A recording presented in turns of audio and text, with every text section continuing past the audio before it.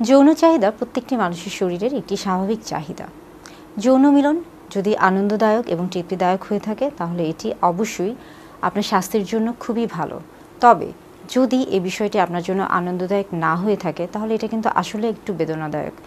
অনেক সময় অনেকেই, বিশেষ করে মহিলারা, অনেক মহিলা আসেন এবং তারা অনেকেই বলে থাকেন যে তারা যৌন মিলনে আগ্রহ পাচ্ছেন না বা তারা যৌন যে ব্যাপারটা আছে এই বিষয়টাকে তারা উপভোগ করতে পারছেন না। অর্থাৎ অনেক সময় দেখা যায় যে তারা হয়তোবা একটা বিরূপ একটা প্রতিক্রিয়ার মধ্যে যাচ্ছে। স্বামী স্ত্রী একই সাথে বসবাস করছেন কিন্তু তাদের মধ্যে হয়তোবা তেমনভাবে তাদের মধ্যে কোনো শারীরিক বন্ধনটা তৈরি হচ্ছে না বা মানসিক যে বন্ধনটা আছে সেটা তৈরি হচ্ছে না।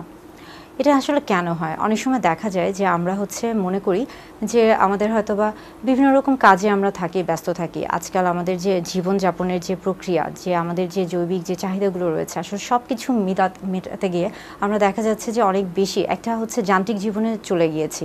তো অনেক সময় আমাদের ক্ষেত্রে আসলে সম্ভব হয় না যে হয়তোবা অনেক সময় দেখা যাচ্ছে যে আমাদের ইচ্ছা থাকছে কিন্তু আমাদের শরীর কিন্তু আমাদেরকে সাপোর্ট দিচ্ছে না। কারণ দেখা যাচ্ছে সারাদিন একটা বিশাল একটা মানসিক একটা চাপের মধ্যে ছিলাম কিংবা শারীরিক একটা চাপের মধ্যে ছিলাম। অর্থাৎ অনেক সময় ইচ্ছা থাকলেও কিন্তু সেই কাজটা আমরা করতে পারছি না। বিশেষ করে এটা মহিলাদের ক্ষেত্রেও হতে পারে, আবার পুরুষদের ক্ষেত্রেও হতে পারে।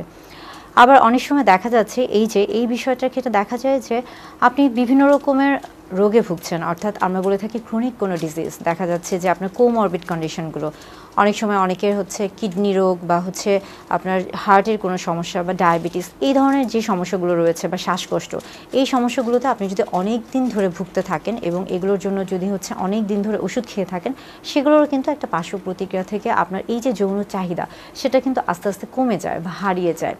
আবার অনেক সময় দেখা যাচ্ছে যে বিশ্বাস, প্রত্যেকটি স্বামী স্ত্রীর যে একটা বিশ্বাস বা মেলবন্ধনের যে ব্যাপারটা থাকে সেটা যদি না থাকে, সেটা যদি কমে যায়, বা অনেক সময় দেখা যাচ্ছে যে আপনার স্ত্রীর কথার যদি স্ত্রী যে কথাগুলো বলছেন সেটা যদি গুরুত্ব সহকারে স্বামী যদি না শুনে থাকেন, তাদের মধ্যেও কিন্তু তখন যে হরমোনের যে ব্যাপারটা, অর্থাৎ যেই চাহিদাটা তৈরি হবে আমাদের শরীরের ভিতরে যে হরমোনগুলো এই ক্ষেত্রে কাজ করছে সেটা তখন ঠিকমতো কাজ করতে চায় না। বিশেষ করে এই ক্ষেত্রে কিন্তু ইস্ট্রোজেন হরমোনের একটা কিন্তু প্রভাব রয়েছে।